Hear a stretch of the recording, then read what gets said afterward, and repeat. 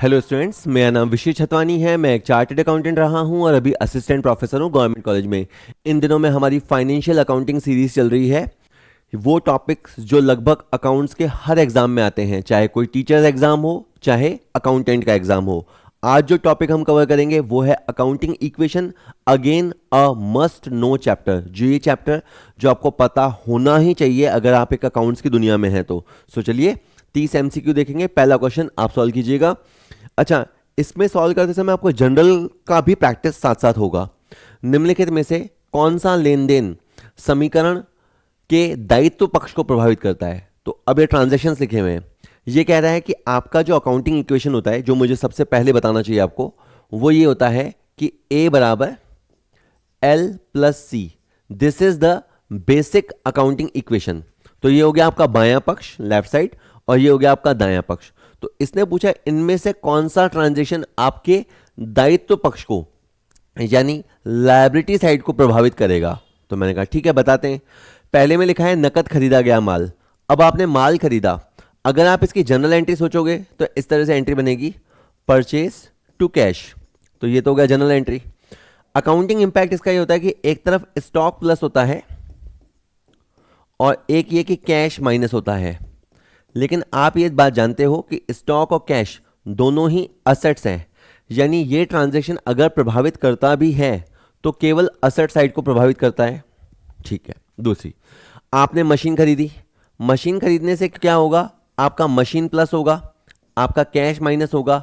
लेकिन अगेन ये दोनों ही एस्पेक्ट एसेट साइड के हैं, ये दोनों ही बातें असेट साइड को प्रभावित करती हैं। तो अभी तक मेरा पर्पस सॉल्व नहीं हुआ। तीसरे में है हमें देनदारों से पैसा मिला। अगर हमें डेटर से पैसा मिला, कलेक्शन हुआ, तो कैश आएगा और आपके डेटर्स कम हो जाएंगे। लेकिन again cash and debtor both are the items of assets. तो अब चौथा मैं ना भी पढ़ूं तो मुझे पता है, पर मुझे सीखना तो है ही है। वेतन बकाया है। मान लीजिए साल का अंत हो गया, 9,000 रुपये की सैलरी है, 2 बंदों की सैलरी महीने की बाकी है, तो 18,000 रुपये बाकी है। इसकी अपन जब अकाउंटिंग एंट्री करते हैं तो यूं करते हैं, सैलरी को डीआर करो। चूंकि अपन ने पैसा तो दिया नहीं है तो अपने लिए दायित्व क्रिएट हो जाएगा और उसका नाम है आउटस्टैंडिंग सैलरी। अच्छा, इसका अकाउंटिंग इंपैक्ट क्या होता है इक्वेशन पे? इंपैक्ट सैलरी, सैलरी क्या है? एक्सपेंस है, और एक्सपेंस क्या है? कैपिटल को माइनस करता है। ठीक है। तो इसका ओवरऑल इंपैक्ट ये होगा कि एक तरफ आपकी कैपिटल माइनस होगी और एक तरफ आपकी लायबिलिटी प्लस होगी। कि सर कौन सी लायबिलिटी? ये जो हमें 18,000 रुपये देने हैं जो अब हम अगले साल देंगे, वो लायबिलिटी साइड में रिफ्लेक्ट होगा। तो इन चारों में से ये जो चौथा ट्रांजैक्शन है, ये चौथा ट्रांजैक्शन आपकी लायबिलिटी साइड को हिट करेगा। ठीक है। और बस इस तरह से इसने यही पूछा था, ये हो गया है क्वेश्चन सॉल्व। तो चलिए इसका आंसर आपका डी रहेगा। नेक्स्ट क्वेश्चन देखते हैं। अच्छा, हर क्वेश्चन के बाद उसका फुल एक्सप्लेनेशन हमने दे रखा है, तो जो उसकी पीडीएफ है वो आपको ऐप में मिलेगी, वहाँ पे इसका फुल एक्सप्लेनेशन है। और हमारे जो कोर्सेज हैं उसके अंदर अब हमने सारे क्वेश्चनों के फुल एक्सप्लेनेशन देने शुरू कर दिए हैं। तो अब हमारे को जितने भी आप एमसीक्यू कोर्सेज लेंगे उसके अंदर आपको फुल डिटेल्ड एक्सप्लेनेशन मिलेगा। तो आपके डाउट्स, वैसे भी 80% क्वेश्चन आप कर ही लेते हो, 15-17% डाउट्स आपके खुद ही सेल्फ एक्सप्लेनेटरी निकल जाएंगे। फिर भी रह जाते हैं तो 2-3% के लिए आप हमें व्हाट्सएप कर देना। कुल मिला के तैयारी अच्छी करके जाना। ठीक है। चलो नेक्स्ट क्वेश्चन देखते हैं। कहता है कि निम्नलिखित में से कौन से व्यवहार का परिणाम संपत्ति में वृद्धि तथा दायित्व में वृद्धि होगा? तो ठीक है, ऐसा होना चाहिए ट्रांजेक्शन से कि आपका असेट्स भी बढ़े और आपका लायबिलिटी भी बढ़े। तो देखिए, अगर हम मशीन उधार खरीदेंगे, अगर हमारे मशीन उधार खरीदेंगे तो हमारी मशीन प्लस होगी और हमारे क्रेडिटर भी प्लस होंगे। क्रेडिटर बोल लो या वेंडर बोल लो, ये प्लस होंगे। तो बिल्कुल मशीन यानी असेट्स प्लस होगी और क्रेडिटर यानी लायबिलिटीज प्लस होंगे। तो जो इसने कहा है वो हो जाएगा। तो ये वाला तो ट्रांजेक्शन सही है। अब all of the above answer नहीं हो, इसलिए मैं और पढ़ता हूँ। हमने बोनस शेयर इशू किए। बोनस शेयर जब आप इशू करते हो तो क्या होता है? आपका शेयर कैपिटल प्लस होता है और आपका जो P&L या जो रिजर्व है वो कम होता है। सर ये क्या लिखा है आपने? ये मैंने जनरल एंट्री लिखी है। जब आप बोनस देते हैं तो अल्टीमेटली जो एंट्री निकल के आती है वही होती है P&L या reserve DR to share capital. Impact ये होता है कि आपकी शेयर कैपिटल प्लस होगी और आपके जो रिजर्व्स एंड सरप्लस है वो माइनस होंगे। लेकिन ये दोनों ही आइटम है दोनों ही आइटमें इक्विटी या यूं कहो कैपिटल को प्रभावित करती हैं। ये दोनों ही ट्रांजेक्शन आपके equity also known as capital उसको प्रभावित करता है। तो ये आपका पर्पस सॉल्व नहीं करेगा, जो क्वेश्चन की मांग है वो ये पूरा नहीं करेगा। अगर आप क्रेडिटर को पेमेंट करोगे, अगर आप क्रेडिटर को पेमेंट करोगे तो क्रेडिटर माइनस होंगे और साथ ही साथ आपका कैश भी माइनस होगा। ठीक है, तो क्रेडिटर माइनस होंगे यानी आपकी लायबिलिटी माइनस होगी और आपका असेट भी माइनस होगा। इसको ये चाहिए था कि दोनों बढ़े। यहां जो हो रहा है ये दोनों आइटम में प्रभावित हो रहे हैं लेकिन ये दोनों माइनस हो रहे हैं। ही वांट्स के दोनों बढ़े, तो ये भी मेरा पर्पस सॉल्व नहीं करेंगे। और गुडविल राइट ऑफ, गुडविल एक असेट होता है, असेट डीआर होता है, राइट ऑफ होते समय उसे सीआर करते हैं। तो गुडविल को हम सीआर करते हैं और पीएनएल को डीआर करते हैं। तो इसकी एंट्री, राइट ऑफ की एंट्री ये होती है पीएनएल टू गुडविल। इंपैक्ट समझे, गुडविल एक असेट्स है, असेट्स कम हो गया और असेट्स कम हो गया आपको नुकसान हो गया, पीएनएल अल्टीमेटली कैपिटल में जाता है। तो इस ट्रांजेक्शन से, ये जो लास्ट वाला ट्रांजेक्शन है उससे आपका असेट्स भी कम होगा, कैपिटल भी कम होगा, जो ये क्वेश्चन नहीं चाहता।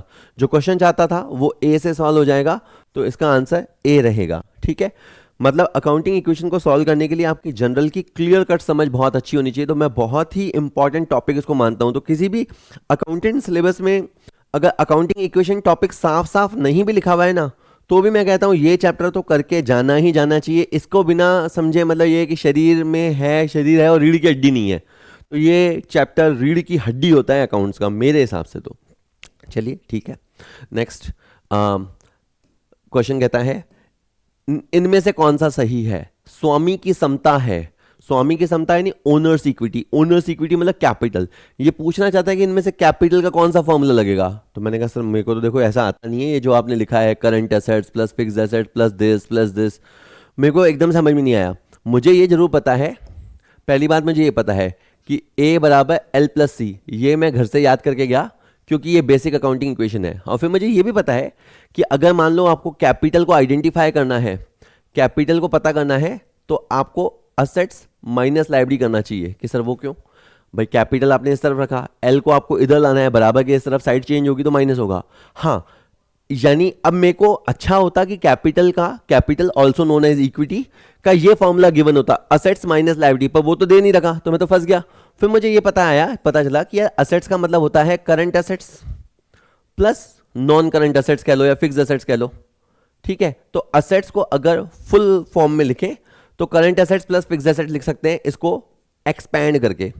अच्छा, ये माइनस का निशान है, ये माइनस का हो गया। और अगर लायबिलिटी की बात करें तो current liability plus non current liability, non current liability कह लो या लॉन्ग टर्म लायबिलिटी कह लो, ये हो सकता है। ठीक है, तो मैंने कहा ये फॉर्मूला भी चल जाएगा।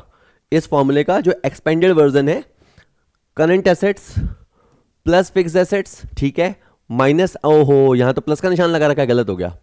Current assets plus fixed assets minus का निशान, और करंट लायबिलिटी और लॉन्ग टर्म लायबिलिटी, बस बस बस, ये बी सही है बिल्कुल।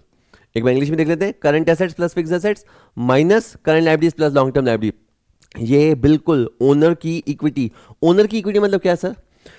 बिजनेस में कितना पैसा ओनर ने खुद ने लगा रखा है वो पता करना। बिजनेस में ओनर का पैसा कितना है वो पता करना। ठीक है, ये बहुत जरूरी है। आप क्या होता है, आप यानी कोई भी सामान्य इंसान जो कॉमर्स या अकाउंट्स नहीं समझता, वो क्या देखेगा, भाई ये आदमी है और इस आदमी के पास मान लीजिए शोरूम है, कार है, गाड़ी है, बंगला है, ये सब है। अच्छा, ये सब कितने हैं? ये सब मान लो इनकी वैल्यू है 200 लाख रुपए, 2 करोड़ रुपए। उसके बाद 2 करोड़ रुपए की धन दौलत है। अब हम ये नहीं देखते कि इसमें से 2 करोड़ में से इसने बाजार से कितना उठा रखा है। अगर बाजार से इसने मान लीजिए कि 190 लाख रुपए उठा रखा है, तो उसकी जो औकात है, हैसियत है, नेटवर्थ है, वो तो 10 लाख की है। तो इसको आप 3 नामों से बोल सकते हो। इसे अपन कैपिटल बोलते हैं, इसे अपन इक्विटी बोलते हैं, इसे अपन नेटवर्थ बोलते हैं, और सामान्य शब्दों में जो तुम समझते हो और मैं भी समझता हूं, वो है कि इसकी जो औकात है ना, लगता है कि बड़ा हाथी है, बड़ा हाथी नहीं है, इसके अंदर जो दम है वो केवल और केवल 10 लाख रुपए का है। तो इसीलिए बैलेंस शीट सही मायने में आपको सही स्थिति दिखाती है। ठीक है, तो ये अपने को पता होना चाहिए। चलिए, असली अमीरियत वही है। ठीक है, चलिए नेक्स्ट देखते हैं। अगला क्वेश्चन कहता है, एक व्यवसाय के दायित्व 2,30,000 के हैं, यानी हमारा जैसे मान लो मेरा बिजनेस है, मेरे ऊपर बाहर के लोग 2,30,000 मांगते हैं और मेरी खुद की कैपिटल 8,70,000 है, तो कुल संपत्ति कितनी है? तो दो तरीके हैं, या तो आप फॉर्मूला याद कर लो, फॉर्मूले से ये हो जाएगा, या फिर आपको बैलेंस शीट हमेशा से पता है। मैं दोनों तरीके कर देता हूँ, फिर आपको हमेशा जिसमें कंफर्टेबल लगे। ए बराबर एल प्लस सी होता है। अच्छा, हमारे ऊपर जो लाइबिलिटीज़ है, और लाइबिलिटीज़ का मतलब हम एक्सटर्नल लाइबिलिटीज़ बोलते हैं, हमारे ऊपर जो एक्सटर्नल लाइबिलिटीज़ हैं वो है 230,000 के, और हमारे जो कैपिटल है वो है 8,70,000 का। इन दोनों को जोड़ो, 2 8 10 11, तो हमारे जो असेट्स हैं वो 11 लाख रुपए के होंगे। तो इसका आंसर बी होगा। ऑल्टरनेटिवली आप ऐसा कर सकते हो कि आपका बैलेंस शीट है, ठीक है, जब 11th-12th में अपन होते थे तो अपन ऐसे बैलेंस शीट खूब बनाते थे। तो इस साइड को अपन बोलते थे लाइबिलिटी साइड, पर इसको वैसे बोलना चाहिए लाइबिलिटीज एंड इक्विटी, और इधर आपका असेट्स होता है। आपके ऊपर जो बाहर के लाइबिलिटीज हैं, जो आपको बाजार को पैसा चुकाना है मुझे, वो है 2,30,000 रुपये, और जो मैंने व्यापार में लगा रखा है वो है 8,70,000 रुपये। तो टोटल धंधे में जो असेट्स का साइज़ है वो 11 लाख रुपए होगा। इसको यहाँ पे आप निकाल सकते हो, इसको अपन कहेंगे सेंट्री एसेट्स। ये हमने बैलेंस करके निकाला, क्योंकि हम ये तो जानते हैं कि ये दोनों साइडें बराबर होती हैं, ये हम अच्छे से जानते हैं। तो इसका आंसर बी रहेगा। कि सर इतने सिंपल सिंपल क्वेश्चन? अरे बिल्कुल लड्डू क्वेश्चन नहीं है, बस पता होने चाहिए। चलिए आगे क्वेश्चन देखिए। किसी स्वामी की पूंजी का अंतिम शेष राशि 1,02,000 है। इस वर्ष के दौरान स्वामी ने 15,000 रुपए की पूंजी का अंशदान दिया है, 6,000 रुपए की निकासी की है। यदि प्रतिष्ठान के पास उस वर्ष विशेष में 13,000 रुपए की शुद्ध आय थी, तो आरंभ में स्वामियों की पूंजी कितनी थी? ओके, तो he wants to know the opening capital. एक फॉर्मूला मुझे याद है, आपको भी याद करना है और अच्छे से याद करना है। फिर उस फॉर्मूले से आप 5 फॉर्मूले निकाल सकते हो टोटल, ठीक है। अगर आपको किसी भी व्यापारी की क्लोजिंग कैपिटल मतलब आज की कैपिटल पता करनी है, तो आप ये देखो कि उसके पास साल भर पहले कैपिटल कितनी थी, यानी उसकी ओपनिंग कैपिटल क्या थी, प्लस आप ये देखो कि उसने एडिशनल कितनी कैपिटल लगाई है व्यापार में, प्लस ये देखो कि उसने व्यापार में कितना कमाया है, और ये देखो कि उसने कितनी ड्राइंग की है। यानी जब मैं ये वीडियो बना रहा हूँ और समझो 2025 का अंत होने को है, तो अगर आपको 2025 की एंड की कैपिटल निकालनी है, तो आपको जनवरी की कैपिटल लेके, एडिशनल कैपिटल लेके, प्रॉफिट इस साल का लेके, उसमें से ड्राइंग को लेस करोगे तो आपका कैपिटल आ जाएगा। अब चूंकि इस फॉर्मूले में 5 एलिमेंट हैं, तो आप इनको उल्टा पुल्टा करके कोई सा भी मिसिंग फिगर निकाल सकते हो, ये इनमें से कुछ भी गायब कर सकता है। तो आपको हमेशा ये फॉर्मूला याद करना है। अब आपका जो लेटेस्ट कैपिटल बैलेंस है वो 1,02,000 है। फिर मैं आपको ये क्वेश्चन देसी तरीके से भी बताऊंगा, है ना। और ओपनिंग कैपिटल या कैपिटल इन द बिगिनिंग इन्होंने पूछा है, तो मैंने ओसी की जगह ओसी लिख दिया। एडिशनली व्यापार में घर से इसने 15,000 रुपये और कंट्रीब्यूट किया, 15,000 रुपये और लगाया, और इस दौरान बिजनेस ने 13,000 रुपये कमाया। वो 13,000 रुपये ओनर की कैपिटल में जुड़ जाता है, और जो उसने विड्रॉ किया है व्यापार में से निकाला है वो 6,000 रुपये है, ठीक है। अब ये बात कैपिटल अकाउंट बना के भी निकाल सकते हो, पर वो थोड़ा टफ रह जाएगा, ठीक है। अच्छा, अब अपन पहले ये साइड सॉल्व कर लेते हैं। ये 15 है और ये 13 है, 28। 28 में से 6 गए तो 22 बचा, ठीक है। और फिर मुझे ओसी की वैल्यू निकालनी है। ओसी की वैल्यू निकालनी है तो 1,02,000 इस तरफ है और ये 22 यहाँ आके लेस हो जाएगा, तो 1,02,000 में से 22 आ गया, तो अल्टीमेटली 80,000 बचेगा। तो मैं दावे से कहता हूँ कि इसकी शुरू की कैपिटल 80,000 रुपये होगी। और अब मैं इसको क्रॉस चेक कर रहा हूँ बिल्कुल देसी लैंग्वेज में। मैं ये मान के क्या चल रहा हूँ, मेरे को पता है कि इसकी 1 जनवरी को कैपिटल 80,000 रुपये थी। उसको लग रहा था कि व्यापार में कैपिटल कम है, तो उसने 15,000 कैपिटल लगाई, तो इसकी कैपिटल बढ़ के 95 हो गई। पूरा साल उसने मेहनत की, मेहनत करके 13,000 रुपये कमाए, तो उसकी कैपिटल और बढ़ गई, कैपिटल बढ़ के 108 हो गई। वर्ष के दौरान उसने 6,000 रुपये विड्रॉ किए, निकासी की, तो कैपिटल कम हो गई, इसलिए इसकी कैपिटल आज के दिन 1,02,000 रुपये होगी। तो इस तरह से आप OC टू CC पहुंच सकते हो। OC टू CC पहुंचना सेम वैसी बात है कि जैसे आप जयपुर से दिल्ली आ सकते हो, वैसे दिल्ली से जयपुर आ सकते हो, बस आपको उल्टा चलना है या सीधा चलना है, दिशा ज्ञान होना चाहिए। अकाउंट्स में दिशा ज्ञान होता है, प्लस करना है कि माइनस करना है। तो ये एक फॉर्मूला है, आपको सीधा याद करना है, और फिर इसमें से जो फिगर मिसिंग हो उधर फिगर भर देना है, अपने आप चीज़ सॉल्व होगी। तो ज़्यादा चीज़ों को कॉम्प्लिकेट नहीं करना, ठीक है। बी इसका आंसर रहेगा। चलिए नेक्स्ट। एक रिपोर्टिंग अवधि के दौरान एक कंपनी के असेट्स में 80,000 रुपये की वृद्धि होती है तथा दायित्वों में 20,000 की कमी होती है, तो पूंजी में क्या होगा? अब अगर आपने टॉपिक नहीं सुना हुआ है तो आप तुक्का लगाएंगे, 80 20 हमें कैसे पता। लेकिन अगर आपने समझ रखा है कि A बराबर L प्लस सी होता है। पूरे साल में ऐसा हुआ कि आपका असेट्स 80,000 रुपये बढ़ गया, तो ऐसा नहीं होता है कि अकाउंट्स में केवल बाएं पक्ष में हलचल होगी तो दाएं पक्ष में हलचल नहीं होगी। इसमें LHS इक्वल टू RHS होता है, left hand side equal to right hand side होता है। यहां करंट लगा है तो इधर भी करंट लगेगा। अब यहां हो सकता है कि ये 40 बढ़ जाए, ये भी 40 बढ़ जाए, ऐसा कुछ भी कॉम्बिनेशन हो सकता है। क्वेश्चन ने खुद ने बताया कि दायित्व में 20,000 की कमी होती है, तो क्वेश्चन के मुताबिक यहां पे 20,000 रुपए कम हो गए। तो अब मैं जानता हूं, देखो यहां पे 80 पॉजिटिव है तो मुझे इधर भी 80 पॉजिटिव करना है, और अगर मुझे इधर 80 पॉजिटिव करना है तो मुझे यहां पे 1 लाख रुपए पॉजिटिव करना होगा। मुझे यहां पे 1 लाख रुपए पॉजिटिव करना होगा, तब जाके ये 80,000 निकल के आएगा।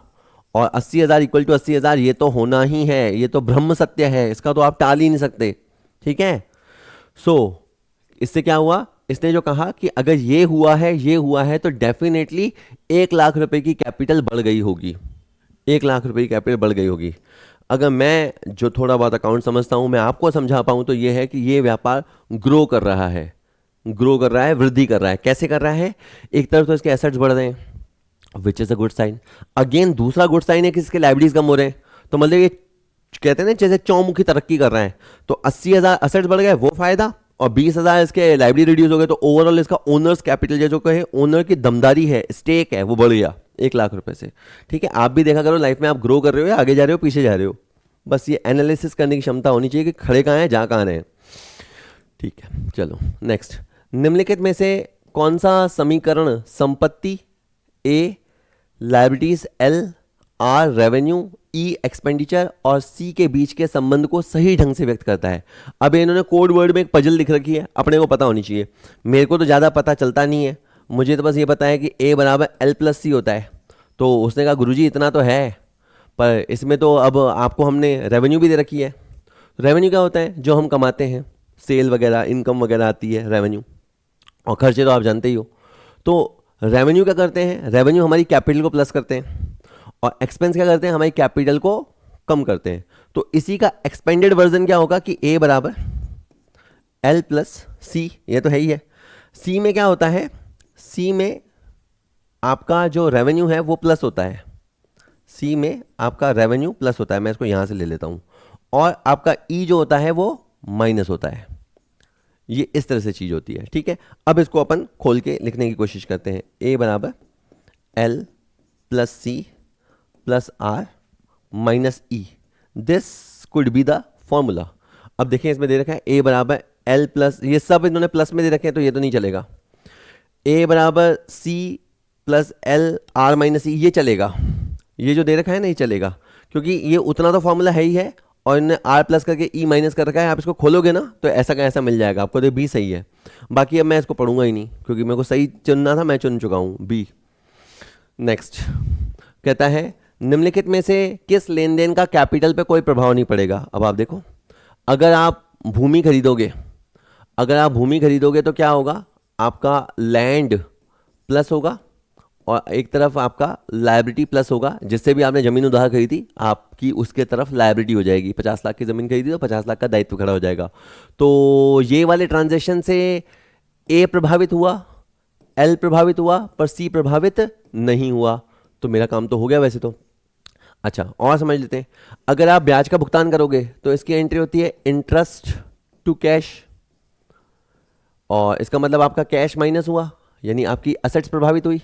और इंटरेस्ट आपके लिए क्या है? एक्सपेंस, और एक्सपेंस क्या करता है? कैपिटल को माइनस करता है, तो आपकी कैपिटल प्रभावित हो गई। तो इसमें आपकी कैपिटल प्रभावित हुई, मैंने डी लिख देता हूँ, डी डिस्टर्ब। अगर आपको हानि हुई तो हानि तो आपकी कैपिटल को माइनस करेगी, तो यानी आपकी कैपिटल डिस्टर्ब हो गई। और अगर मालिक ने एक्स्ट्रा पूंजी लगाई तो कैश बढ़ेगा व्यापार में, और कैपिटल भी बढ़ेगा, यानी आपकी कैपिटल प्रभावित हो गई। तो आखिरी के तीनों ट्रांजेक्शन में बी सी डी में आपकी कैपिटल प्रभावित हुई है। फर्स्ट इसने बोला था किसका कैपिटल पे प्रभाव नहीं पड़ेगा, तो ये वाले ट्रांजेक्शन का आपकी कैपिटल पे प्रभाव नहीं पड़ेगा। ठीक है, चलो नेक्स्ट। अगला क्वेश्चन कहता है कौन सा वित्तीय विवरण लेखांकन समीकरण प्रस्तुत करता है? ये जो आपका अकाउंटिंग इक्वेशन होता है, असेट्स बराबर लायबिलिटीज प्लस ओनर्स इक्विटी, ये किससे रिफ्लेक्ट होती है? वैसे मैं इसका जवाब दे चुका हूँ, इनकम स्टेटमेंट से, या कभी ऑप्शन पी एंड एल दे देगा। ये बात पी एंड एल से रिफ्लेक्ट होगी? मैंने कहा नहीं। ये बात कैश फ्लो स्टेटमेंट से रिफ्लेक्ट होगी? नहीं। ये बात बैलेंस शीट से रिफ्लेक्ट होगी? हाँ। फंड फ्लो स्टेटमेंट से रिफ्लेक्ट होगी? नहीं। अकाउंटिंग इक्वेशन को अगर कोई हॉरिजेंटली रिप्रेजेंट करता है तो वो आपकी बैलेंस शीट रिप्रेजेंट करती है। तो क्योंकि देखो ना, आप जो चीज़ लिखते हो ए बराबर एल प्लस सी वगैरह लिखते हो, वो यहाँ नहीं आ जाती क्या? देखो इधर एसेट्स आ जाती है, और एसेट्स आने के लिए इधर एल प्लस सी हो जाती है, और ये दोनों साइडें बराबर होती है। तो ये बात, ये क्या चीज़ बनी हुई है? ये बैलेंस शीट ही तो है। सी इसका आंसर होगा। ठीक है, चलो ओके, आगे बढ़ते हैं। नेक्स्ट क्वेश्चन सेज, राम ने एक कार 10 लाख रुपए में खरीदी, 1 लाख रुपए का कैश भुगतान कर दिया और बाकी की राशि 3 समान किश्तों में देगा, तो इसके चलते क्या होगा? आप बताओ क्या होगा। राम हम हैं, हमने एक कार खरीदी, एक कार पे हमारा दिल आ गया, तो अगर इसकी जनरल एंट्री करूँ तो कुछ यूँ बनेगी, कार डी आर 10 लाख रुपए से, और हमने कैश दिया 1 लाख रुपया, और बाकी 9 लाख रुपए हमें देने हैं। तो जिस भी टाटा मोटर या होंडा मोटर जिसको भी देने हैं, वो उसका नाम यहाँ पे आ जाएगा। इसका इम्पैक्ट क्या होता है कि आपका एक असेट बढ़ेगा, एक आपका असेट थोड़ा सा कम होगा, और एक आपका लायबिलिटी प्लस होगा। ये होगा इस ट्रांजैक्शन का। अकाउंटिंग के इक्वेशन चैप्टर में पूरे में यही दिखाया जाता है कि आपको प्रभाव समझने को मिलता है। ठीक है, और प्रभाव समझना एक बहुत अच्छी चीज़ है कि ये मैं करूँगा तो ये होगा। तो जैसे बिजनेस में है, तो वैसे ही अपने को लाइफ में सोचना चाहिए कि मैं ये करूँगा तो उसका प्रभाव ये होगा। तो आपको अच्छे बुरे की समझ होनी चाहिए, वो चीज़ डेवलप होती है, कम से कम मैं मानता हूँ इस टॉपिक से। आपकी कुल एसेट 10 लाख से बढ़ेंगी, ये कहना गलत है कि सर क्यों, है ना, सही तो है 10 लाख रुपए से बढ़ेगी। नहीं, आप देखो ना, आपका एक असेट 10 लाख रुपए से बढ़ेगा, मैं मानता हूँ, लेकिन आपका एक और एसेट 1 लाख रुपए से कम भी तो हो रहा है। यानी आपका इवेंचुअली जो असेट है, या है ना, वो आपका 9 लाख रुपए से बढ़ रहा है। आपका जो असेट्स है असल में वो 9 लाख से बढ़ रहा है, तो ये गलत हो गया। आपके कुल दायित्व तो 11 लाख से बढ़ेंगे, 11 लाख क्यों बढ़ेंगे? मेरे को तो 9 लाख ही देने हैं, तो ये भी गलत है। संपत्तियां 9 लाख रुपए से बढ़ेंगी और दायित्व भी 9 लाख से बढ़ेगा, बिल्कुल सही कह रहा है सत्यवचन, सी सही है ना, सी सही है, इसका आंसर सी होगा। ठीक है, नेक्स्ट क्वेश्चन कहते हैं, लागत मूल्य से कम कीमत पर भूमि की बिक्री का परिणाम क्या होगा? अगर सपोज करो आपके पास एक लैंड है, वो 50 लाख की है, और मान लो किसी वजह से आपने उसको 40 लाख पे सेल कर दिया।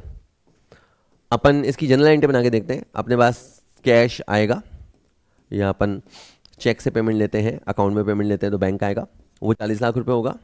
आपका जो लैंड चला गया आपके हाथ से, आप अकाउंट उसका क्लोज कर दोगे 50 लाख रुपए से, और 10 लाख रुपए से आपका पी एंड एल हो जाएगा। अब आप इस पूरे ओवरऑल का इम्पैक्ट समझो। आपका एक असेट्स बढ़ गया, और आपका एक असेट्स कम हो गया, लेकिन जो असेट्स प्लस हुआ है वो 40 लाख से हुआ है, और आपका जो असेट्स माइनस हुआ है वो 50 लाख से हुआ है। यानी ओवरऑल आप नीचे गए हो, ओवरऑल आपका असेट दब गया है। तो आपकी कुल संपत्ति में वृद्धि हुई है, गलत कह रहा है। आपकी कुल संपत्ति में कमी हुई है, ये बात सही है। ये कह रहा है संपत्ति में कोई बदलाव नहीं है। कैसे बदलाव नहीं है? मैं केवल संपत्ति का चेहरा बदलने की बात नहीं कह रहा हूँ।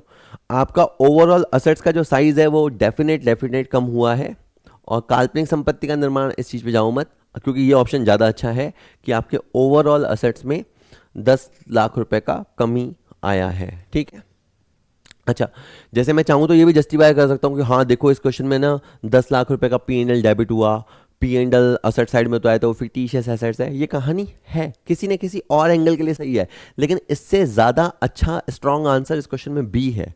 तो आप एक अच्छे और ज़्यादा अच्छे आंसर में समझा करो। आप कभी देखो, हो तो आप स्टूडेंट, पर फिर भी अभी है ना, कभी कभी आप जो पेपर सेटर है उसकी फितरत समझा करो।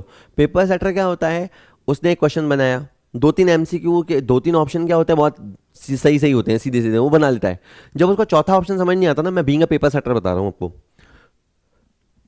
जब उसको चौथा ऑप्शन समझ नहीं आता ना, तो वो क्या करता है, उपरोक्त सभी, इनमें से कोई नहीं, अब दोनों, बस दोनों, ये चौथा कोई भी उड़गलंत। कई बार क्या होता है, वो जो तीसरा चौथा ऑप्शन वो बनाता है ना, वो ऐसा होता है कि वो कुछ उसका आंशिक रूप से वो सत्य भी होता है, लेकिन वो आंशिक रूप से सत्य होता है ना, वो आंशिक रूप से सत्य होता है। तो इसलिए आप थोड़ी सी इस चीज़ को, लेकिन ये चीज़ प्रैक्टिस से आएगी ना। मैं तो कह दूंगा मेरे लिए आसान है, पर आपकी ये चीज़ प्रैक्टिस से डेवलप होगी। ठीक है, नेक्स्ट, लेखा समीकरण आधारित है। ये जो अकाउंटिंग इक्वेशन है, ये हमने जो पिछला टॉपिक कवर किया था कॉन्सेप्ट एंड कन्वेंशंस वाला, बहुत ही इंपॉर्टेंट टॉपिक था, वो जरूर देखना वीडियो। ये वहां पे भी क्वेश्चन आ सकता है, यहां पे भी आ सकता है। तो अकाउंटिंग इक्वेशन बेस्ड होती है कॉस्ट कॉन्सेप्ट पे, सेपरेट एंटिटी कॉन्सेप्ट पे, अक्रूअल कॉन्सेप्ट पे या डुअल एस्पेक्ट कॉन्सेप्ट पे। तो ये होती है डुअल एस्पेक्ट कॉन्सेप्ट पे। हमारा डुअल एस्पेक्ट कॉन्सेप्ट कहता है कि कोई भी ट्रांजेक्शन का एक तरफा प्रभाव नहीं होता। अगर कोई ट्रांजैक्शन है तो उसके कम से कम दो प्रभाव होंगे। अगर एक डेबिट पक्ष प्रभावित होगा तो एक क्रेडिट पक्ष प्रभावित होगा। अगर कोई देने वाला है तो कोई लेने वाला भी होगा, है ना? ठीक है। कभी ऐसे ऐसे मैंने एक स्टॉक मार्केट में बात सुनी थी, जब जब कभी बाजार गिरता है या चढ़ता है तो कहते हैं कि अगर मतलब मान लो बाजार गिर रहा है और कोई बंदा अपना शेयर बेच रहा है, शेयर बेच रहा है घबरा के, पर उस मौके पे भी कोई तो खरीद रहा है, कोई तो खरीद रहा है, यानी किसी को तो ट्रस्ट भी है। तो मतलब दो चीजें होती हैं, दो एस्पेक्ट होते हैं। तो डुअल एस्पेक्ट कॉन्सेप्ट है जिसकी वजह से अकाउंटिंग इक्वेशन बनती है, जिसकी वजह से डेबिट क्रेडिट होता है, जिसकी वजह से बैलेंस शीट का निर्माण होता है। उसके पीछे जो कोर प्रिंसिपल काम करता है वो है डुअल एस्पेक्ट कॉन्सेप्ट। नेक्स्ट, निम्नलिखित में से किस व्यवहार का परिणाम संपत्ति में वृद्धि और दायित्व में वृद्धि होगा? ये मिलता जुलता क्वेश्चन है। अगर आप गुडविल को राइट ऑफ करोगे, मैं जल्दी से बताता हूँ, गुडविल को राइट ऑफ करोगे तो आपका गुडविल नाम का असेट्स कम होगा और एक तरह की ये हानि है तो आपकी कैपिटल कम होगी। अगर आप डेटर से वसूली करोगे तो आपका एक असेट्स बढ़ेगा और आपका एक असेट्स कम होगा, कैश बढ़ेगा, डेटर कम हो जाएगा। अगर आप फर्नीचर का उधार करोगे फर्नीचर का उधार क्रय करोगे तो आपका एक असेट्स बढ़ेगा और आपका एक लायबिलिटी भी बढ़ेगा, जो ये क्वेश्चन चाहता था। इसने बोला था ना। अच्छा, संपत्तियों की जगह जगह कभी कभी हिंदी में परिसंपत्ति लिखेगा और दायित्व की जगह कई बार ये देनदारी शब्द लिखेगा, तो be ready for that. English में तो असेट और लायबिलिटी वर्ड ही होता है। तो ये सी ट्रांजैक्शन ऐसा है जिससे आपका असेट्स बढ़ेगा और साइमल्टेनियसली यानी साथ के साथ आपका लायबिलिटी बढ़ेगा। अगर बात करें लेनदारों को भुगतान करने की तो इससे आपका एक असेट्स कम होगा और आपका साथ ही साथ जो लायबिलिटी टुवर्ड्स द क्रेडिटर्स है वो भी कम हो जाएगा। तो जो ये चाहता था वो पर्पस आपका सी में सॉल्व होगा। ठीक है, चलिए चलिए चलिए, तो इसका आंसर सी रहेगा। नेक्स्ट क्वेश्चन देखते हैं। ओहो, जब पूंजी पर ब्याज की अनुमति दी जाती है तो लेखांकन समीकरण के संबंध में निम्नलिखित में से कौन सा सत्य है? पूंजी पर ब्याज क्या होता है कि सर जो पूंजी पर ब्याज दिया जाता है, बच्चा ऐसे ही बोलता है। अच्छा, पूंजी पर ब्याज दिया जाता है। देखें एक बार, ये है व्यापार का स्वामी और ये है व्यापार। ठीक है, इसने कभी व्यापार शुरू किया, व्यापार में इसने 40 लाख रुपए लगाए। ठीक है, साल के अंत में व्यापार का जो स्वामी है वो ये चाहता है कि मेरे को 10% ब्याज चाहिए। आप ये कह सकते हैं कॉमन सेंस से कि सर एक व्यक्ति खुद अपने ही व्यापार से ब्याज क्यों लेगा, क्योंकि दुनिया का ब्याज तो समझ में आता है, बैंक का ब्याज है देना है, किसी और का ब्याज देना है। लेकिन मान लो कि ऐसा अनुमति है कि व्यापार का स्वामी जो व्यापार में पैसे लगाएगा उसका वो ब्याज ले सकता है। तो 4 लाख रुपए ब्याज हो गया। अब 4 लाख रुपए ब्याज अगर अपन और किसी को देते, मैं बताता हूं सिंपल, अगर आप 4 लाख का ब्याज और किसी को देते तो कुछ ऐसी एंट्री करते, इंटरेस्ट डीआर टू कैश। अब यहां ब्याज हम पहली बात तो किस पे दे रहे हैं? लोन पे तो दे नहीं रहे, किस पे दे रहे हैं? कैपिटल पे। तो मैंने यहाँ पे पूरा नाम लिखा है इसका, इंटरेस्ट ऑन कैपिटल, ताकि क्लैरिटी आएगी इंटरेस्ट काय पे है। दूसरी बात है कि हम ब्याज कैश में नहीं देंगे, क्योंकि व्यापार का स्वामी है ना, व्यापार का स्वामी है, उसका तो हमारे पास खाता चल रहा है, तो हम उसके खाते में लिख देंगे, हम उसके खाते में लिख देंगे। होता नहीं है कि अपन किसी किराने की दुकान से किराना लाते हैं तो कभी सामान उधार लेने का मन होता है तो हाँ हम ये बोलते हैं हमारे पास खाता खुला हुआ है ना, उस खाते में डाल देना। तो व्यापारी का खाता तो व्यापार में होता ही है, कैपिटल अकाउंट तो होता ही है, तो हम जो ब्याज का पैसा है वो उसके खाते में डाल देते हैं और स्पेसिफिकली कहें तो हम उसके खाते में जमा कर देते हैं। अब बात आप समझना, अगर आप देखो तो व्यापारी को मजा आ रहा है, दुख हो रहा है? एक तरफ उसको मजा आएगा क्योंकि उसे 4 लाख का ब्याज मिल रहा है, दूसरी तरफ लेकिन ये व्यापार का खर्चा है और व्यापार का खर्चा अल्टीमेटली व्यापार के खर्चे का भार व्यापारी पे ही आता है ना। खर्चे इवेंचुअली आपकी कैपिटल को माइनस करते हैं। तो भले एक तरफ इसकी 4 लाख की कैपिटल बढ़ रही है, लेकिन ये जो खर्चा है, ये खर्चा है अंततः ये कैपिटल में से ही माइनस होगा। तो ये इतना अच्छा ट्रांजेक्शन है, दो transaction, interest on capital, interest on drawing, ये दो ट्रांजेक्शन ऐसे हैं जो कैपिटल को क्या मुक्का नहीं, कैपिटल को बढ़ाते हैं और कैपिटल को कम करते हैं। ठीक है, तो एसेट्स पे कोई प्रभाव नहीं होता, दायित्व पे कोई प्रभाव नहीं होता, पूंजी में वृद्धि और कमी समान राशि के साथ होगी, बिल्कुल सही है। Capital will increase and decrease with the same amount, ये बिल्कुल सही है। Interest on capital, interest on drawing रट सकते हो, बैठ रही है। मेरा मानना है जितनी चीजें समझ सकते हो समझनी चाहिए, हाँ समझ के बाहर लग रही हो तो फिर याद कर लेना चाहिए। नेक्स्ट इज निम्नलिखित में से गलत युग्म की पहचान कीजिए। आप बताओ कौन सा रॉन्गली पेयर्ड है। अगर हम ऋण की वसूली करते हैं, शब्द क्या है, ऋण की वसूली, तो इसका मतलब होता है कि हमने किसी को लोन दे रखा है और उस लोन को अगर पैसा वो लोन हमारा वसूल हो गया तो क्या होगा, असेट्स में कमी होगी, बिल्कुल सही है। क्योंकि जब हमने लोन दिया होगा तो वो असेट साइड में दिखेगा। ऐसे ही बताऊँ आपको, अगर हमने किसी को लोन दे रखा होगा ना तो बैलेंस शीट की जो असेट साइड होती है वहां पे आपको एक नाम या खाता दिखाई देगा, उसका नाम होगा लोन एडवांस्ड। मान लो हमने किसी को 15 लाख रुपए दे रखे हैं तो लोन एडवांस्ड असेट्स है और उसकी वसूली हो गई तो संपत्ति में कमी हो गया, तो ये बात बिल्कुल सही है। अगर आपने प्रीपेड खर्चा यानी किसी को आपने पेड इन एडवांस किया है तो ये आपका लायबिलिटी बनता है, ये बिल्कुल गलत लिखा है। आप अच्छे से जानते हो कि प्रीपेड एक्सपेंसेस जो है वो असेट बनाता है ना कि लायबिलिटी बनाता है, तो ये गलत लिखा हुआ है। अगर ऋण का पुनर्भुगतान, अब ये जो वर्ड है ऋण का पुनर्भुगतान मतलब लोन रीपेमेंट, हमने किसी लोन ले रखा था वो हमने वापस कर दिया तो ये हमारी लायबिलिटी को कम करता है, बिल्कुल सही है। अगर हमने लोन चुका दिया that will decrease our liabilities. और अगर हमने भवन का निर्माण किया है तो इससे संपत्ति बनेगी, बिल्कुल सही है। बिल्डिंग बनाओगे तो असेट बनेगा। तो बस ये जो लिखा हुआ है वो सारा सही है, ये वाला गलत है। इसने कहा था ना आप गलत पहचानो, तो प्रीपेड एक्सपेंसेस लायबिलिटी क्रिएट करेगा, ये बात बिल्कुल सरासर गलत है, तो बी इसका आंसर होगा। ठीक है, चलिए।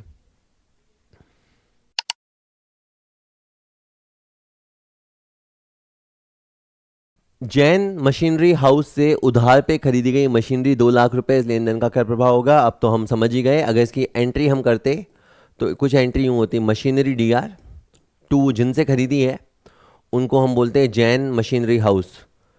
अगर जनरल के पॉइंट ऑफ व्यू से मैं समझाऊँ तो हमने मशीन खरीदी तो मशीन आई, जो वस्तु आती है DR की जाती है और जो देने वाला व्यक्ति है उसे क्रेडिट करते हैं। अकाउंटिंग इक्वेशन के पॉइंट ऑफ व्यू से बताऊँ तो हमने मशीन खरीदी तो हमारा एक एसेट प्लस हुआ और ये कि हमारे लिए लायबिलिटी भी प्लस हुई है। तो इस क्वेश्चन में इसने पूछा था कि इससे होगा क्या, इससे होगा ये कि कैश कम होगा। तो कैश तो कहाँ से कम होगा, आपने उधार खरीदी है। मशीन के रूप में असेट बढ़ेगा और मशीन के लिए लायबिलिटी के रूप में क्रेडिटर में वृद्धि होगी, ये बिल्कुल सही है, बी इसका आंसर होगा। ठीक है, नेक्स्ट क्वेश्चन। ये क्वेश्चन हमने देख रखा है, निम्नलिखित में से किस ट्रांजैक्शन का कैपिटल पर प्रभाव नहीं पड़ेगा। ये रिपीट हो गया क्वेश्चन। तो आज जब मेरा चैनल छोटा है तो मैं कह सकता हूँ कि छोटे छोटे चैनल पे बड़ी बड़ी गलतियाँ हो जाती है। आज के 5 साल के बाद मैं बढ़ूंगा, बड़े बड़े चैनल पे छोटी बड़ी गलतियाँ हो जाती है। खैर, देखिए, ब्याज के भुगतान करने से कैपिटल कम होगी, शुद्ध हानि से कैपिटल कम होगी, कैपिटल अगर एडिशनली लगाई जाएगी तो कैपिटल बढ़ेगी। यानी इन तीनों ट्रांजैक्शंस में आपका कैपिटल प्रभावित होगा। पर अगर आप भूमि उधार खरीदते हो तो कम से कम कैपिटल पर प्रभाव नहीं होगा। आपका एक तरफ असेट्स प्लस हो जाएगा, जो ज़मीन आपने खरीदी, और जो आपकी लायबिलिटी है वो प्लस हो जाएगी। Capital will remain unaffected. Next, 10 lakh रुपए की जमीन खरीदी, उसने 2 लाख रुपए का चेक दिया। उसने से मतलब व्यापारी नहीं कहना चाह रहा है, व्यापारी ने 2 लाख का चेक दिया और 8 लाख रुपए का 60 दिन की अवधि का एक बिल स्वीकार किया। ऐसे होगा क्या। अगर आपने ज़मीन या भूमि खरीदी है तो लैंड DR 10 लाख रुपए से, आपने जो चेक दिया है, चेक देने से आपका बैंक बैलेंस माइनस होगा और बाकी पैसा आपने कहा उसको लिख के दिया कि मैं 60 दिन में दे दूंगा, और राइटिंग में इंस्ट्रूमेंट दिया तो इसको BP कहेंगे, बिल पेबल, ये होगा। अच्छा, इससे क्या होगा, आपका पहला असेट्स बढ़ गया, दूसरा असेट्स आपका कम हो गया और एक तरह का लायबिलिटी क्रिएट हो गया। ये आपकी आंखों के सामने हुआ। इसने कहा कि कुल असेट 10 लाख से बढ़ गए, तो ये कहना गलत हो गया, क्योंकि एक असेट 10 लाख से बढ़ा, दूसरा 2 लाख से कम हुआ ना, तो अल्टीमेटली 8 लाख पॉजिटिव हुआ। कुल संपत्ति 8 लाख से बढ़ गई तथा कुल दायित्व 8 लाख रुपए से कम हो गए। बातों बातों में बहका रहा है कि कुल संपत्ति 8 लाख से बढ़ गई और कुल दायित्व 8 लाख से कम हो गए। 8 लाख से कम नहीं हुए, 8 लाख के लायबिलिटी क्रिएट हो गए या बढ़ गए। कुल संपत्ति 8 लाख रुपए से बढ़ गई तथा कुल दायित्व 8 लाख रुपए से बढ़ गए। ये बी ऑप्शन ऐसा था कि चलते चलते बंदा 8 लाख देख के फिसल जाता। फिसलना नहीं है। साला कठिन क्वेश्चन गलत हो जाए दिल उतना नहीं दुखता, क्योंकि अपने लगता है यार आता ही नहीं था, क्या करें। लेकिन अगर एक आता हुआ क्वेश्चन नज़रों के धोखे से या नज़रों के आलस से गलत हो जाएगा ना, वो बहुत सालता है बाद में। साला जब तक पेपर होता है और जब तक रिजल्ट आता है उस बीच में आपका 6 7 5 महीने दिल दुखेगा। ऐसी गलती अवॉइड करने की कोशिश करो, हो जाती है तो किस्मत को करने दो फैसला, तुम गलती मत करो, कोशिश करो। नेक्स्ट, दिए गए आंकड़ों की सहायता से एक लेखांकन समीकरण के रूप में दायित्वों का पता लगाएं। आपको कुछ बातें बता रखी है, फर्नीचर, कैश, डेटर, अन्य संपत्ति, स्वामी की समता। तो तू मैंने से चाहता क्या है, कहता है बता तो दिया कैपिटल, तो ए बराबर होता है एल प्लस सी। अब ए को मैं साइड में जोड़ देता हूँ। फर्नीचर असेट 90,000, कैश 1 लाख का, ये भी असेट्स, डेटर 1 लाख के असेट्स, ये और अन्य असेट्स भी है। ये लो, ये आपका सावन भादो का झूला बन गया। 90 और 1 190, 190 और 10 2 और 1 2 1, तो आपके असेट्स हो गए 2,01,000 रुपये के। और आपके लाइब्रेरीज तो मिसिंग है, और आपके स्वामी की समता यानी इक्विटी वो है आपका 90,000 रुपया। तो जिस व्यापार में असेट्स 2,01,000 के हों और ओनर ने 90,000 रुपये लगा रखा हो, तो उसका मतलब बाकी का पैसा बाहर का होगा। आप इधर 90,000 को आके माइनस कर दो तो आपका फिगर 1,11,000 रुपये आएगा। 1,11,000 रुपये, श्योर? हाँ, 1,11,000 रुपये। तो ये इसका आंसर बी होगा। ये आपका लाइब्रेरीज का साइज है, ठीक है। नेक्स्ट, किसी व्यवसाय की संपत्ति से क्या आशय है? 4 फॉर्मूले दे रखे कि लाइबिलिटी में से कैपिटल को माइनस करो तो असेट्स आ जाएगा, नहीं आएगा। कैश और कैपिटल को जोड़ दो तो आ जाएगा, गलत है। लाइब्रेरीज और कैपिटल को जोड़ दो तो असेट्स आ जाएगा, बिल्कुल सही है। ए इक्वल टू एल प्लस सी होता है, हिंदी ही में लिखें तो संपत्ति बराबर दायित्व प्लस पूंजी कह लो या समता कह लो, और इस दायित्व का मतलब बाह्य दायित्व ही होता है, अंडरस्टूड है। तो ये जो लिखा हुआ है ये बिल्कुल सही है, अब परेशान मत हो गया काम, ठीक है। नेक्स्ट, चालू दायित्व बराबर होता है, again simple but effective question. देखो एक आप यहां से याद करना शुरू करो। ए, मैं थोड़ा गैप से लिख रहा हूं ना, एल प्लस सी, ठीक है। फिर मैं लिखता हूं सी बराबर ए माइनस एल, बराबर होता है ना। कैपिटल बराबर होता है असेट माइनस लाइब्रेरीज। अब मैं यहाँ लिख रहा हूँ सी की जगह करंट असेट्स, एल की जगह करंट लाइब्रेरी और सी की जगह डब्ल्यू सी वर्किंग कैपिटल। ये फॉर्मूला याद करना है, current assets minus current library बराबर वर्किंग कैपिटल, चालू संपत्ति माइनस चालू दायित्व बराबर कार्यशील पूंजी। ये फॉर्मूला होता है। इस फॉर्मूले से आप 3 फॉर्मूले बना सकते हो, ठीक है। तो अब इसने पूछा करंट लाइब्रेरी का फॉर्मूला, अब मुझे इस फॉर्मूले में से करंट लाइब्रेरी का फॉर्मूला निकालना है, तो मैं माइनस के सीएल को उधर भेज देता हूं, ठीक है, और WC को इधर ले आता हूं। तो अब मुझे ये फॉर्मूला भी याद हो गया कि करंट एसेट्स में से वर्किंग कैपिटल हटा दी जाए तो आपके करंट लायबिलिटी आ जाएंगे। मैं यूं ही बोल के देखता हूं, अगर आपके पास 40 लाख रुपए की संपत्ति है और आपकी 30 लाख रुपए की वर्किंग कैपिटल है, तो इसका मतलब है आपके करंट लायबिलिटी 10 लाख रुपए के हैं, ठीक है। ये आपको याद रखना है, CA माइनस WC, सही है, पहला ही सही है, पहला सही दे रखा है। बाकी कहीं अंडरस्टैंड फॉर्मूले दे रखे हैं, उनमें पढ़ने की जरूरत नहीं है, ए हो जाएगा इसका आंसर, ठीक है। चलिए नेक्स्ट, एक दायित्व में कमी हो सकती है, एक संपत्ति में कमी, एक और दायित्व में वृद्धि, या तो ए या बी, इनमें से कोई नहीं। अब मैं आपको एग्जांपल एक बताता हूं। जैसे एक दायित्व है, मान लीजिए नाम है क्रेडिटर, आपके ऊपर क्रेडिटर है 2 लाख रुपए के। आप इसको कैसे कम कर सकते हैं? 3 तरीके हैं, वैसे 3 तरीके बताता हूं। पहली बात तो यह है कि आप 2 लाख रुपए उनको पेमेंट कर दो, विच इज़ अ सबसे कॉमन या पॉपुलर तरीका तो यही है, आप उसको 2 लाख रुपए दे दो। तो यानी आपकी क्रेडिटर में कमी कैसे हुई, उसके बदले में आपका असेट्स कम हो गया, ये तरीका हो सकता है।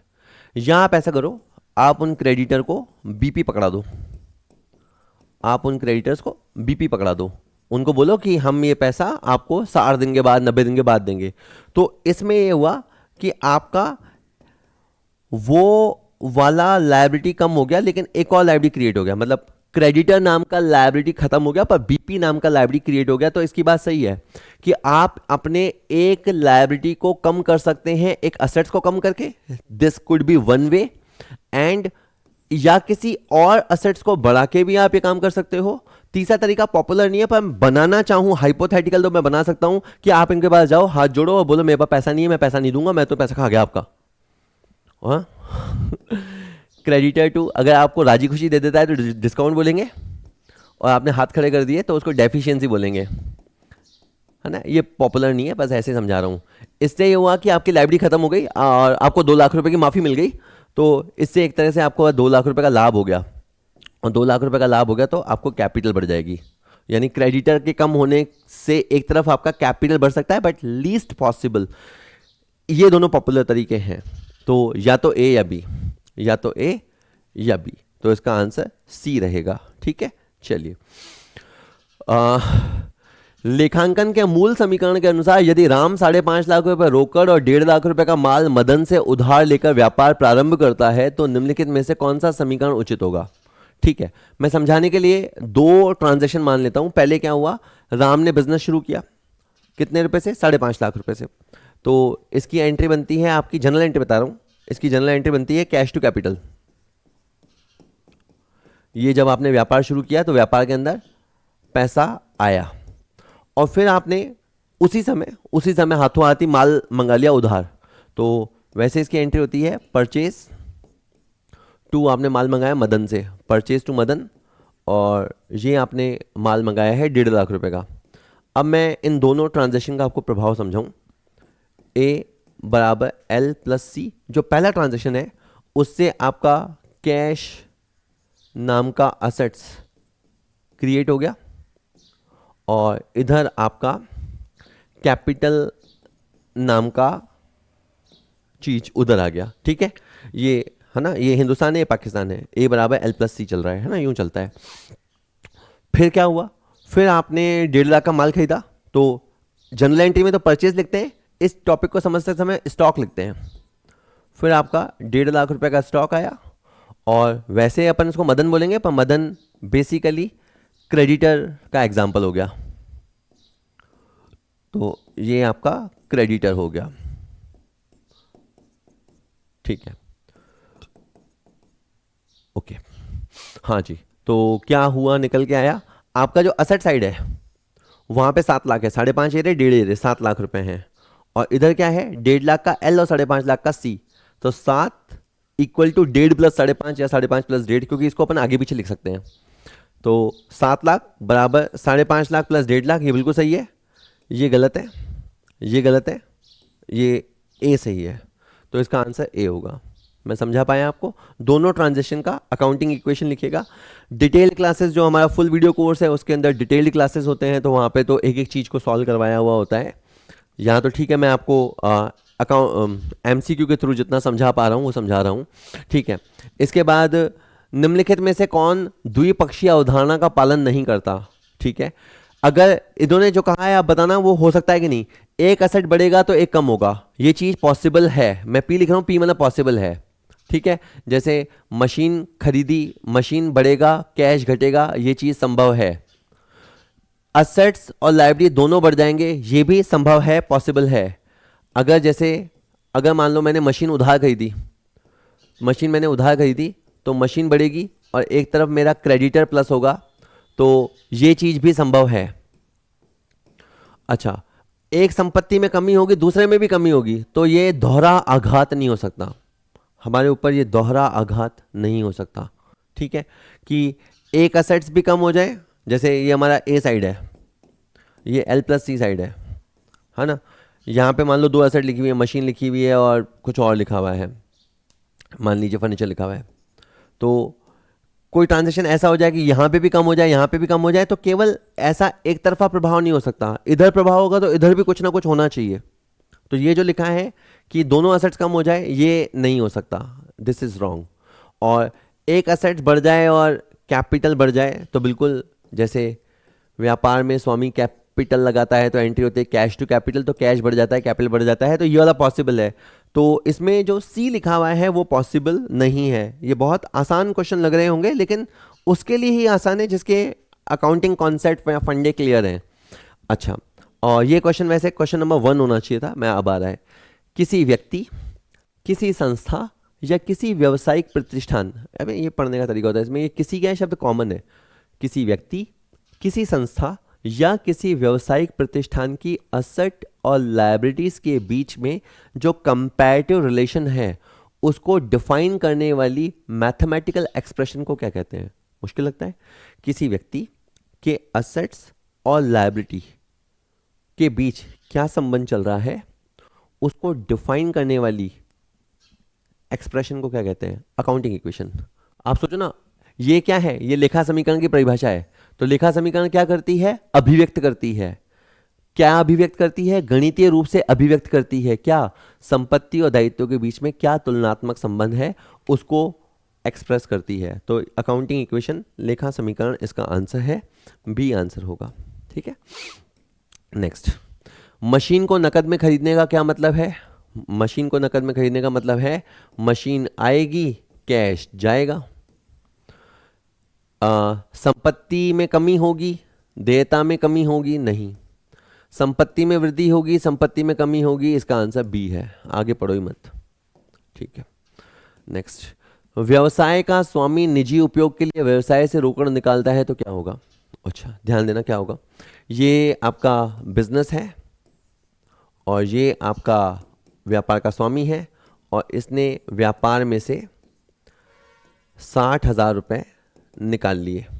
व्यापार में 60,000 निकाल दिए तो कैश गया, क्योंकि हम अकाउंटिंग करते हैं व्यापार के पॉइंट ऑफ व्यू से, तो कैश गया।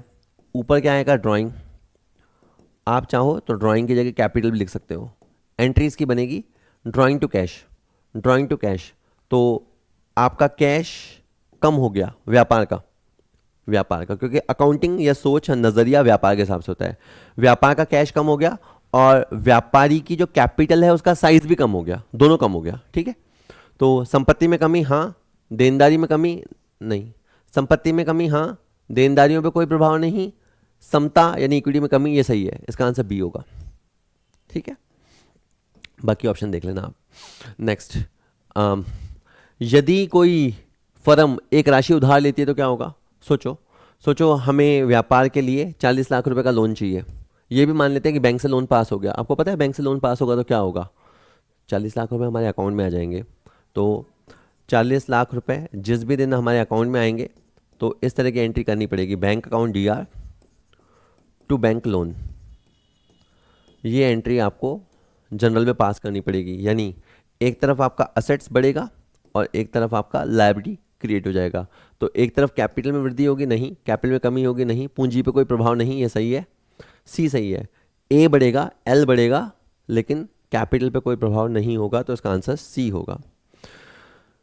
नेक्स्ट, एक्स ने 1 अप्रैल को कितने रुपए की? 6 लाख है, 6 लाख यहाँ है। 1 अप्रैल को 6 लाख रुपए की कैपिटल के साथ कारोबार शुरू किया। ठीक है, 31 मार्च को उसकी असेट्स, 31 मार्च 2026 को, अच्छा साल पूरा होने के बाद, उसकी असेट 8 लाख की है और उसकी जो लायबिलिटी है वो 50,000 रुपये की है। तो बताओ अंतिम पूंजी बताओ। पहली बात तो देखो, मैं सबसे पहले लिख रहा हूँ 1 अप्रैल 2025 को, यानी ये क्वेश्चन के हिसाब से शुरुआत है, तो ओपनिंग कैपिटल है 6 लाख रुपए की। और 31 मार्च 2026 की अगर मुझे कैपिटल पता करनी है तो कैपिटल का फॉर्मूला होता है A-L। आज के दिन इसके असेट्स हैं 8 लाख रुपए के और इसके लायबिलिटीज़ हैं 50,000 रुपये के, तो इसकी कैपिटल हो गई 7.5 लाख की। अब ना देखो, कई बार क्या होता है, अपन क्वेश्चन पढ़े बगैर, जैसे मान लो जब तुमने किसी सैम्पल पेपर से तैयारी करी या कोई क्वेश्चन बैंक तैयार किया, उस क्वेश्चन में आपसे प्रॉफिट पूछा था, तो बच्चे को याद है कि इसकी शुरुआत में कैपिटल 6 लाख थी, अभी इसकी कैपिटल 7.5 लाख है, इसका मतलब 1.5 लाख रुपए इसका प्रॉफिट है, तो 1.5 लाख रुपए आंसर, यह आंसर। अगर लाभ पूछा होता तो 1.5 लाख आंसर होता, लेकिन इसने पूछा है find out his closing capital, बताओ इसकी अंतिम पूंजी पता करो, तो अंतिम पूंजी पता करो तो वो 7.5 लाख आ गई, तो 7.5 लाख आंसर हो गया। अब बच्चे का एग्जाम में दिमाग खराब होता है, या खास करके कम तैयारी वाले का दिमाग खराब होता है ये सोच के कि यार फिर ये 6 लाख क्यों दिया है, इस 6 लाख का मैं कुछ तो करूंगा, जोड़ूंगा या घटाऊंगा, मैं कुछ तो करूंगा। अबे जरूरी नहीं है हर चीज़ का कुछ होता हो, कई बार कंफ्यूज करने के लिए भी वो ऐसा करता है। तो आपको चूंकि इन्होंने क्लोजिंग कैपिटल पूछा है, क्लोजिंग कैपिटल निकालने के लिए ओपनिंग कैपिटल एक तरह से इररेलेवेंट है, कोई काम की नहीं है। तो बस आपका क्लोजिंग कैपिटल का आंसर 7.5 लाख रुपए आ गया है। हाँ, अगर इसने प्रॉफिट पूछा होता तो फिर ये काम का होता और फिर आंसर कुछ और होता। ठीक है, चलो इसलिए ध्यान से करना क्वेश्चन।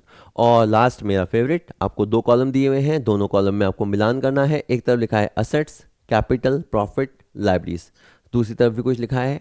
तो असेट्स, तो आज शुरू से एक ही बात हो रही है, इस वीडियो में 50 बार दोहरा दी होगी, assets equal to liabilities plus capital. तो ये सही है। अरे क्या हुआ भाई, नाराज? पहले के साथ आपका डी मैच होगा, पहले के साथ आपका डी मैच होगा। उसके बाद मुझे ये हटा दिया मैंने आंसर, ये हटा दिया। अब बाकी इनमें लड़ाई रहेगी, बी या सी में। तुक्का लगाने के लिए तैयार, अगर मुझे सारे नहीं भी आते और क्वेश्चन में वन हाफ तो नहीं कहें, वन थर्ड नेगेटिव मार्किंग हो रही है या 1/4 नेगेटिव मार्किंग है, तो मैं अब इस क्वेश्चन में तुक्का भी लगाने को तैयार हूँ। हालांकि मुझे तो पूरा आता है, आपको भी आ जाएगा। कैपिटल निकालनी हो तो A-L होता है, ये सही है। तो दो के साथ आपका ए कनेक्ट हो गया। लाभ निकालना हो तो अभी मैंने बात की, क्लोजिंग कैपिटल में से ओपनिंग कैपिटल हटा दो, तो 3 के साथ सी हो गया। चौथा तो वैसे ही आ जाएगा, 1 2 3 4, DAC मिसिंग बी, चौथा बी। लाइबिलिटीज निकालनी हो तो असेट्स माइनस कैपिटल। तो अब आप देख लो DACB, वाह ठीक है। तो बी मुझे आंसर पसंद है। होप आपको ये वीडियो पसंद आया होगा। अच्छा लगा हो तो वीडियो को लाइक कीजिए, हमारे चैनल को सब्सक्राइब कर लीजिए। कुछ बोलना बताना हो नीचे कमेंट कर सकते हैं, कुछ और बोलना बताना हो तो हमारे इस नंबर पे व्हाट्सएप कर सकते हैं। हमारा ऐप है, प्ले स्टोर पे जाना होता है, कॉमर्स पॉइंट में ऐसा आपको आइकन दिखाई देगा और वो ऐप आप डाउनलोड कर लीजिए। चैनल सब्सक्राइब करना फ्री है, ऐप डाउनलोड करना फ्री है, कंटेंट देखना है। एंड ऑफ द डे आपके हाथ में बस जो काम रहता है वो है मेहनत करना। ठीक है, चलो ओके बाय। हो गया ये क्वेश्चन। चलिए फाइनली इसका आंसर मैं दिखा दूँ आपको, ये अभी आ गया था आंसर। चलो।